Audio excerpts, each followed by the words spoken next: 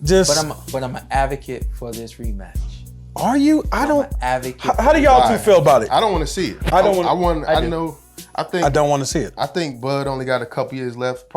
He probably could fight longer, but he probably only wants to fight a few more years. And I like to see him get straight to that 154 belt and then be done. You know, I don't want to see it again. I understand that perspective 100%, but just the way I pointed out that he took 2 losses at the Olympic Games, he turns pro and doesn't look back. He gets better, continues to improve, gets better at what he does well, gets bigger, gets stronger, all of that. So you take this fight at 154, he's only going to get bigger, he's only going to get stronger, and he's going to improve. Once you see it live and in action, I can tell y'all personally, Daniel Jacobs, Boo Boo Andre, it's so many guys that I fought so many times in the amateurs, and it was like, I got better every time I fought them. We're not expecting him to fight 3 times, nothing like that, but he will be better because of this fight. Errol Spence? You think Crawford going to get stronger too? Yes. And if you look... And you he has all the confidence going into the ring. But if you walking, he got confidence. But if you're looking at it from like an Errol, and I personally don't believe this, I'm guessing we all kind of feel the same way, that like if somehow there's a narrative that he was weight drained, I don't feel that way. He agreed to the fight. He makes 147. He's never had an issue, whatever. But like even if that's something that you even give even a little bit of credibility, now it's at 154. You see when Roy Jones Jr. got knocked out by Antonio Tarver, right? In that second fight. The next fight, he was a little bit more apprehensive. You know what I'm saying? He was like, all right, I'm not going to... That ain't in his makeup. And that's my thing. Yeah. That ain't in his makeup. That's not in whose makeup? Errol Spence. That ain't in his makeup. So you think he going to come back with the same confidence that he... I don't see him being apprehensive. I don't. He going to have to fight differently. I'm going to tell you... I'm going to tell another story. How many... you could tweak Earl, and you got hella training with Derrick James, but you can't... what can you do with Earl? I'm telling you, man. And then make him a completely different fight. 3 months? No, you don't. You ain't got to break him down. He done seen enough and done enough. Now he's had the taste. He's seen it live in person, and I know that they can make... There's some adjustments you could do something with that, Shawn? Absolutely. He's Earl. He's the truth. Like, he's still like... I understand he got washed yesterday. I'm sorry. Like, I get it, but like... I'm sorry, but I think he can make adjustments. I agree. And I think that even if he doesn't beat Terrence... You mean a more competitive fight. Wilder, Fury type deal? That's what I said. Wilder, Fury 3. What if somehow... So they fight at 154, whether it's the end of this year or next year. It's the night of a fight. Anything can happen. What if Bud has a slightly less sharp performance than we saw yesterday, and Errol's slightly improved? That doesn't balance it out at all, and then it's not closer. I hate to see it, but that is possible, and I'll tell you why. Anything's possible on night of boxing. Yeah, that's what I'm saying. So it's like we assume Crawford's going to be... I think he got his heart. And nah. I think he took his heart in that second round. I never seen... You thought it was the second round? When he pushed him, man. I think the ties I thought it was changed. like 7th round. I think he took his heart. And when he pushed him, to show him that he was stronger, and then he knocked him down, I was like, okay. I had people asking me, why is your dad so high on Errol Spence? So my dad spent some time with him in the amateurs, took him to Russia and took him to the Ukraine.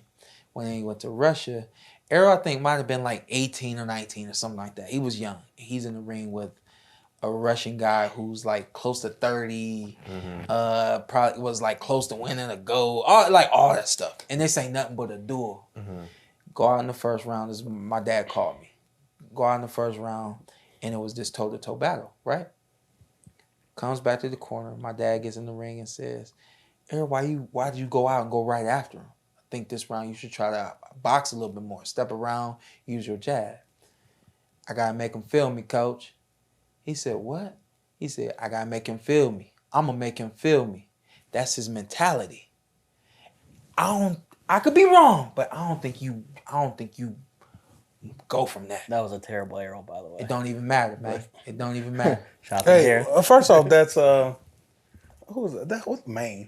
Terrence Howard. Okay, stay away from him. Don't be doing a segment. You ain't got a good. Terrence Howard's from Cleveland. No, he ain't got. Because you know the movie is Atlanta. He ain't got a good Southern draw. Come on, let's go. Okay, I don't like your Southern draw. I think that is his makeup. Yeah, and I don't think he can get far away. And from that. I just don't see him being the same after this fight. Yeah. He's never taken a beating. Period. It's a fact. He It's took a beating last That's night. a fact.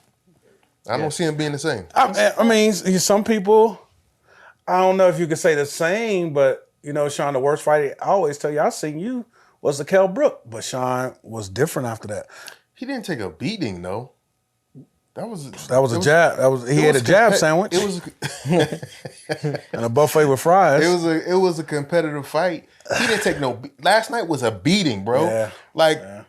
Terrence Crawford first fight at welterweight was against Joe Horn. He beat him up real bad, and I think last night he beat Spence up worse than Joe Horn. Okay, Shawn, just the Kell Brook fight. Obviously, that was like one of the worst performances. Yeah. What could you tell Earl right now? You coming off that first loss. Yeah. In that way. The same thing I tell them all, man. Don't even look at social media. Yeah. You gotta stay away from Carson's. I'm really pushing right now to get Terrence on every late night and daytime show. You managing? No, I'm not managing him. Oh, okay. I'm managing boxing. That's what needs to happen. This ain't vacation time. You can That's what boxers do, man. You can take a vacation in 2 weeks. He needs some endorsements. He's gonna talk. And get this press tour in. Some commercials after that. Wheaties box. That's what I'm saying.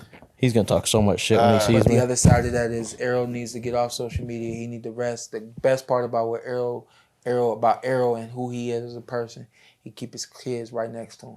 And you need them right next to you right now. He's not gonna get it as bad on social media as some people because he was humble in defeat.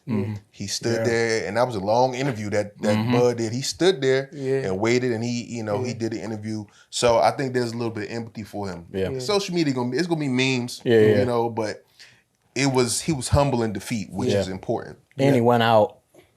And he went out like he didn't take a quit in the corner. Not that that's a bad thing, but nobody's like, Errol Spence, you quit. Like the ref stepped in and stopped it. So that also gives him a little bit of bail. And Derek James will tell him like it is what you need to work on. But don't always believe as a celebrity, and Shawn, they say me and Carson, don't have yes men around you. I don't believe it. With Kev, you don't have yes men around you. Have honest friends that's gonna tell you like it is.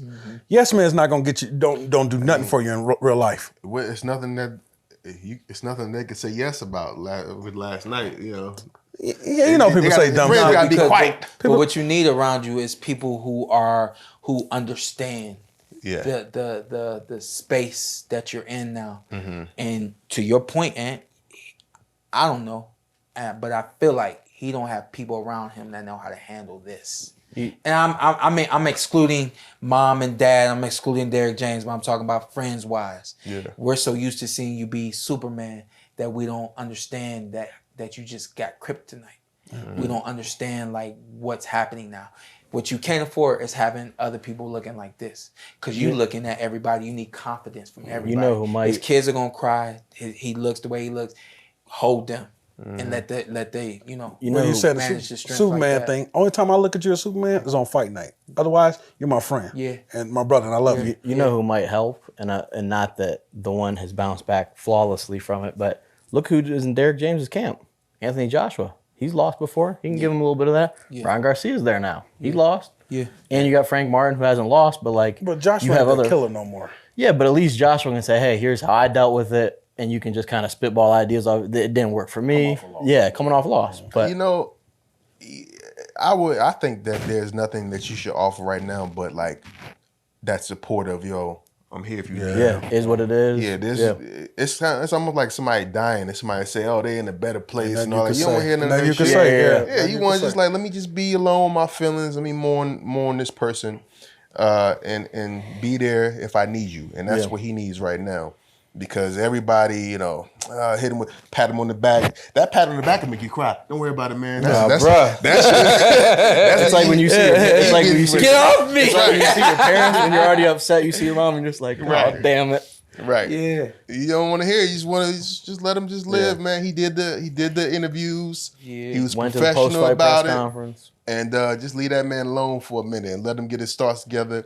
And he really needs to think about if he should take this rematch or if he should even continue with boxing altogether. Damn. You went that far now? Nah, look, man, he already has You gotta been be through a lot. realistic. You gotta be realistic. He's been through. He had the detached retina. He had the accident, Yeah. and then last night he just got outclassed, bro. And there's a lot of people out there that he can still whip on. Yeah. But This is what I know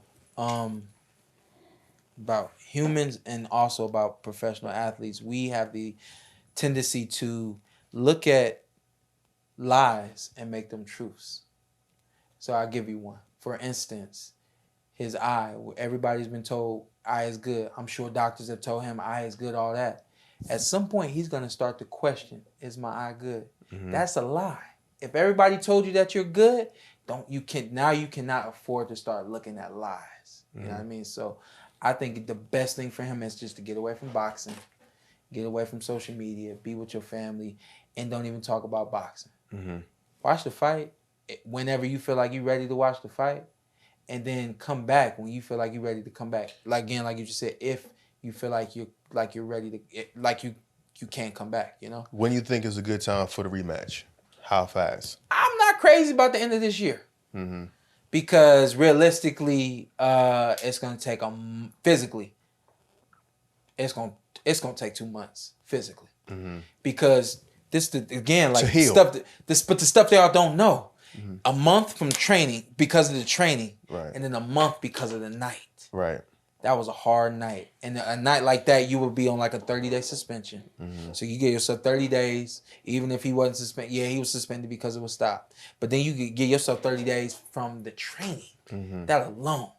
And that's before you even get So you're looking at October already at that point. Yeah. And that's if you a yogi, if you are a bike rider, if you are a distance walker, like you start as a baby when you get back to this, because you just want to get your body back going and you want to slowly get your mind back going. You can't, what he can't afford to do is come back in October and the fight ain't happening until December, but he in fight mode in October. Yeah. And a lot of fighters make that mistake of coming back in fight mode. Don't come back in fight mode. Right. Come back in, I'm going to get his ass back mode. So if you and I'm going to get it when it's time. So if you guys aren't in favor of the rematch, who would you like to see him in at 154 if he continues? I think he will. I don't want him to retire. I just don't. We don't know what's gonna happen with this Charlo and Canelo fight. Yeah. So throws a monkey wrench into the division. I don't want to see him fight you talking about any Super warm Jab? ups. I want to see him talking go about straight for Hafey? the title. Yeah. And because Charlo has all the of belts, them. Yeah. you know, you